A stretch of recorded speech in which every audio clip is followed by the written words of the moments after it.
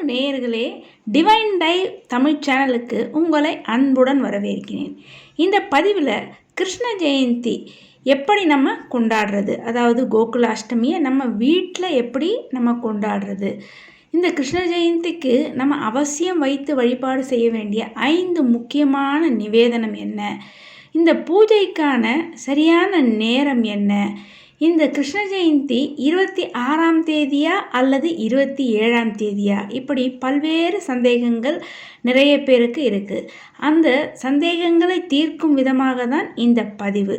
அதனால் இந்த பதிவை நீங்கள் ஸ்கிப் செய்யாமல் முழுவதுமாக பார்க்கும்போது தான் இந்த பதிவில் சொல்லப்படக்கூடிய விஷயங்கள் அனைத்தும் உங்களுக்கு புரிய வரும். மேலும் இந்த ஆண்டு இந்த கிருஷ்ண ஜெயந்தி ஆகஸ்ட் மாதம் 26ஆம் தேதியா அல்லது 27ஆம் தேதியா, எந்த தேதியில் நம்ம கொண்டாடுறது சரியாக இருக்கும் அப்படின்ற எல்லா விவரத்தையுமே நம்ம இந்த பதிவில் பார்க்கலாம். அதனால் பதிவை ஸ்கிப் செய்யாதீங்க. மேலும் இதுவரைக்கும் நம்ம சேனலை சப்ஸ்கிரைப் செய்யாமல் இருக்கும் அன்பர்கள் சப்ஸ்கிரைப் செய்து பெல் பட்டனை அழுத்தி தொடர்ந்து இணைந்து ஆதரவு தர அன்புடன் கேட்டுக்கொள்கிறேன். இந்த உலகில் அதர்மத்தை அழித்து தர்மத்தை காத்து நிலைநாட்டுவதற்காகவே பகவான் மகாவிஷ்ணு எடுத்த 9வது அவதாரம் தான் ஸ்ரீ கிருஷ்ண அவதாரம். இந்த கிருஷ்ண பகவான் அவதாரம் செய்த இந்த திருநாளை தான் நம்ம கிருஷ்ண ஜெயந்தி, கோகுலாஷ்டமி, கிருஷ்ண ஜென்மாஷ்டமி என்று பல்வேறு பெயர்களால் அனைவராலும் வெகு சிறப்பாக வெகு விமர்சையாக கொண்டாடப்படக்கூடிய ஒரு சிறப்பான திருவிழாவாக இந்த கிருஷ்ண ஜெயந்தி நன்னாள் இருக்கிறது. இந்த கிருஷ்ண ஜெயந்தி விழா கொண்டாட்டத்திற்கு உண்டான அந்த சரியான நேரம், அந்த நாளை முதல்ல நம்ம பார்த்துடலாம். அதன் பிறகு இந்த கிருஷ்ண ஜெயந்தி விழாவை நம்ம எப்படி கொண்டாடணும், இந்த கிருஷ்ண ஜெயந்தி தினத்தன்று அவசியம் அனைவரும் வைத்து வழிபாடு செய்ய வேண்டிய அந்த 5 முக்கியமான நிவேதன பொருள்கள் என்ன, அதன் பிறகு இந்த கிருஷ்ண ஜெயந்தி விழாவை நம்ம எப்படி கொண்டாடணும், விரதமிருந்து எப்படி இந்த கிருஷ்ண ஜெயந்தி விழாவை அனுஷ்டிக்கிறது, இந்த கிருஷ்ண ஜெயந்தியை கொண்டாடுறதுனால நமக்கு என்னென்ன பலன்கள் எல்லாம் கிடைக்கிறது அப்படின்றத ஒன்று ஒன்றா பார்க்கலாம். முதல்ல கிருஷ்ண ஜெயந்தி விழா கொண்டாட்டத்திற்கு உண்டான நாள் மற்றும் நேரத்தை இப்போ பார்க்கலாம். நம்ம தென் தமிழகத்தில் இந்த கிருஷ்ண ஜெயந்தியை கோகுலாஷ்டமி அப்படின்னு சொல்லி தான் நம்ம வழிபாடு செய்கிறது வழக்கம். இந்த கோகுலாஷ்டமி அந்த பேர்லேருந்தே நமக்கு தெரியும். இந்த கிருஷ்ண ஜெயந்தி விழா கொண்டாட்டத்திற்கு அஷ்டமி திதி தான் பிரதானம். ஏனென்றால் பகவான் கிருஷ்ணர் இந்த தேய்பிரை அஷ்டமி, ஆவணி மாதத்தில் வரக்கூடிய இந்த தேய்பிரை அஷ்டமியில்தான் அவதாரம் செய்தார். அவர் அவதாரம் செய்த அந்த திருநாளை தான் நம்ம கிருஷ்ண ஜெயந்தி, கோகுலாஷ்டமி அப்படின்னு சொல்லி பல்வேறு பெயர்களில் நம்ம கொண்டாடுறது வழக்கம். ஆனால் வட இந்தியர்கள் இந்த கிருஷ்ண ஜெயந்தி விழாவை கொண்டாடுறதுக்கு அவர்களுக்கு அஷ்டமி திதியுடன் கூடிய அந்த ரோகிணி நட்சத்திரமும் இணைந்திருக்கணும். மேலும் ரிஷப லக்னமும் சேர்ந்து வரக்கூடிய அந்த நேரத்தில் தான் அவங்க இந்த கிருஷ்ண ஜெயந்தி விழாவை, இந்த பண்டிகையை கொண்டாடுறது வழக்கம்.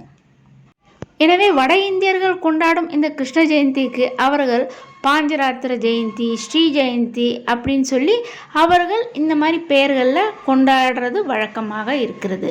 நம்ம தமிழகத்தை பொறுத்தளவுக்கு இந்த கிருஷ்ண ஜெயந்தியை நம்ம கோகுலாஷ்டமி அப்படின்னு தான் பெரும்பாலானோர் நம்ம சொல்லி வழிபாடு செய்கிறது வழக்கம். எனவே இந்த கிருஷ்ண ஜெயந்தியை இந்த ஆண்டு நம்ம வழிபாடு செய்கிறதுக்கு, கிருஷ்ண ஜெயந்தி கொண்டாட்டத்திற்கு உண்டான அந்த சரியான நாள் என்னைக்குன்னு பார்த்தா ஆகஸ்ட் மாதம் 26ஆம் தேதி. ஆகஸ்ட் மாதம் 26ஆம் தேதி காலையில் 9:13 முதல் ஆகஸ்ட் மாதம் 27ஆம் தேதி, அதாவது மறுநாள் காலை 7:30 வரை அஷ்டமி திதி இருக்கிறது. எனவே இந்த கோகுலாஷ்டமி நம்ம கொண்டாடுறதுக்கு சரியான நேரம் அப்படின்னு பார்த்தா 26ஆம் தேதி மாலை 6 மணிக்கு பிறகு நம்ம கிருஷ்ண ஜெயந்தி வழிபாட்டினை மேற்கொள்வது தான் சிறப்பாக அமையும். ஏனென்றால் கிருஷ்ணர் அவதாரம் செய்த நேரம் நள்ளிரவு. எனவே அதை மாலை வேளை தொடங்கி அன்றைய நாள் இரவு முழுவதும் நம்ம கிருஷ்ண ஜெயந்தி விழா வழிபாட்டினை மேற்கொள்வதற்கு மிக சரியான நேரமாக இந்த நேரம் அமைகிறது. மேலும் இந்த ஆண்டு இந்த கிருஷ்ண ஜெயந்தி நாளுக்கு இன்னொரு முக்கிய சிறப்பும் உண்டு. ஏனென்றால் இந்த கிருஷ்ண ஜெயந்தி கொண்டாடப்படும் அதே நாளில்தான் கிருத்திகை நட்சத்திரம், முருகப்பெருமானுக்கு உகந்த கிருத்திகை நட்சத்திரமும் இணைந்து வரக்கூடிய இன்றைய நாளில் குழந்தை வரம் வேண்டி வழிபாடு செய்வதற்கு மிக மிக சிறப்பான உகந்த நாளாக இந்த நாள் அமைகிறது. முருகப்பெருமான இந்த கிருத்திகை நட்சத்திரம் கூடிய இந்த நாளில் காலையில் வழிபாடு செய்ய நிச்சயமாக விரைவில் அவர்களுக்கு நல்ல குழந்தை வரம் என்பது நிச்சயம் உண்டாகும். அதேபோல் மாலையில் கிருஷ்ண பகவானையும் வழிபாடு செய்ய நிச்சயமாக குழந்தை இல்லாதவர்களுக்கு குழந்தை பேர் என்பது அவர்களுக்கு விரைவில் உண்டாகும். இந்த கிருஷ்ண ஜெயந்தி நன்னாளில் கிருஷ்ண பகவானுக்கு பிடித்த பலகாரங்கள் முறுக்கு, சீடை, இப்படி உங்களால் முடிந்த பலகாரங்கள் அனைத்தையுமே நீங்கள் செய்து வைத்து கிருஷ்ண பகவானை நீங்கள் வழிபாடு செய்வது மிகவும் சிறப்பு. மிக முக்கியமாக நீங்கள் பூஜையில் நிவேதனமாக வைத்து வழிபாடு செய்ய வேண்டிய 5 முக்கிய பொருட்கள் பால், தயிர், மோர், வெண்ணெய், அவல். இந்த 5 பொருட்களை நிச்சயமாக இன்றைய தினம், அதாவது அந்த கிருஷ்ண ஜெயந்தி பூஜையில் வைத்து நீங்கள் வழிபாடு செய்வது மிக மிக அவசியம். இந்த கிருஷ்ண ஜெயந்தி நன்னாளில் விரதமிருந்து வழிபாடு செய்பவர்கள் அதிகாலையிலே எழுந்து உங்களுடைய நித்திய அனுஷ்டானங்களை எல்லாம் முடித்து கொண்டு உங்கள் இல்லங்களையும் பூஜை அறைகளையும் தூய்மை செய்து நீங்கள் விரதமிருந்து அன்று முழுவதுமே கிருஷ்ண பகவானுடைய நாமங்களை நீங்கள் ஜெபித்து கொண்டு உங்களுடைய விரதத்தினை நீங்கள் மேற்கொள்ளலாம். அப்படி விரதம் இருந்து வழிபாடு செய்ய முடியாதவர்கள் குறைந்தபட்சம் 3 நாழிகைகளாவது நீங்கள் விரதம் இருந்து கிருஷ்ண பகவானை வழிபாடு செய்வது உங்களுக்கு மிக சிறப்பான அற்புதமான பலன்கள் எல்லாம் உண்டாகும். 3 நாழிகை என்றால் ஒரு நாழிகைக்கு 24 நிமிடங்கள். இப்படி 3 நாழிகைகளாவது குறைந்தபட்சம் விரதமிருந்து வழிபாடு செய்வது உங்களுக்கு நிச்சயம் நல்ல பலன்களை தரக்கூடியதாக அமையும். காலை முதல் விரதமிருந்து வழிபாடு செய்பவர்கள் மாலையில் கிருஷ்ண பகவானுக்கு உண்டான பூஜை ஆராதனைகளை எல்லாம் செய்துவிட்டு உங்களுடைய விரதத்தை நீங்கள் நிறைவு செய்து கொள்ளலாம்.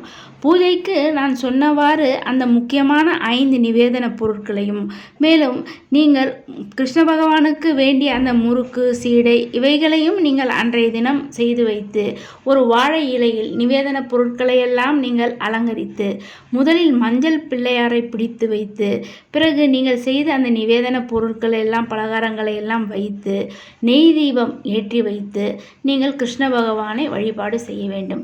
அன்றைய தினம் அவசியம் உங்களுக்கு தெரிந்த கிருஷ்ண மந்திரத்தை நீங்கள் சொல்லி வழிபாடு செய்வது மிக மிக சிறப்பு. அப்படி உங்களுக்கு கிருஷ்ண மந்திரம் தெரியவில்லை என்றாலும் கிருஷ்ணருடைய நாமங்களையாவது ஜெபித்து நீங்கள் வழிபாடு செய்வது அவசியம். மேலும் இந்த கிருஷ்ண ஜெயந்தி நன்னாளில் நீங்கள் அவசியம் பூஜையில் வைத்து வழிபாடு செய்ய வேண்டிய 2 பொருட்கள் மயிலிறகு. கிருஷ்ண பகவானுக்கு மிகவும் பிடித்தது. இந்த மயிலிறகினை நீங்கள் வைத்து வழிபாடு செய்ய உங்களுக்கு மிக அற்புதமான பலன்கள் எல்லாம் உண்டாகும். மேலும் கிருஷ்ண பகவானை துளசி இலைகளால் அர்ச்சனை செய்து இந்த நன்னாளில் நீங்கள் வழிபாடு செய்ய உங்களுக்கு எப்பேற்பட்ட பிரச்சனைகள், கஷ்டங்கள், துன்பங்கள் இருந்தாலும் அது அனைத்தும் விலகி ஓடும். மேலும் இந்த நாளில் கிருஷ்ண பகவானை நீங்கள் உங்களுக்கு தெரிந்த கிருஷ்ண மந்திரத்தை சொல்லி வழிபாடு செய்யலாம். அல்லது கிருஷ்ண பகவானை கோபாலா, கோவிந்தா, தேவகி நந்தனா, தாமோதரா என்ற கிருஷ்ணனினுடைய மிக முக்கியமான இந்த 4 திருநாமங்களை இன்று நாள் முழுவதும், அதாவது கிருஷ்ண ஜெயந்தி நாள் முழுவதும் தினமுமே நீங்கள் சொல்வது சிறப்பு. குறைந்தபட்சம் இந்த கிருஷ்ண ஜெயந்தி நாளிலாவது நீங்கள் இந்த திருநாமங்களை, கிருஷ்ண பகவானுக்கு உகந்த திருநாமங்களை சொல்லி அந்த கிருஷ்ண பகவானை ஆராதனை செய்வது மிக மிக சிறப்பு. மேலும் கிருஷ்ண பகவானை துளசி இலைகளால் அர்ச்சனை செய்து வழிபாடு செய்யும்போது ஓம் நமோ பகவதே வாசுதேவாய நமக என்று இந்த எளிய ஒரு வரி மந்திரத்தை சொல்லி கிருஷ்ண பகவானை நீங்கள் ஆராதனை செய்து வழிபாடு செய்ய உங்களுக்கு சகலவித சௌபாக்கியங்களும் உண்டாகும். அன்பு நேயர்களே, பயனுள்ள இந்த பதிவை மற்றவர்களும் கேட்டு பயனடையும் வகையில் அனைவருக்குமே இந்த பதிவினை ஷேர் செய்து, இதுவரை சப்ஸ்கிரைப் செய்யாத அன்பர்கள் சப்ஸ்கிரைப் செய்து பெல் பட்டனை அழுத்தி தொடர்ந்து இணைந்து ஆதரவு தர அன்புடன் கேட்டுக்கொள்கிறேன். நன்றி.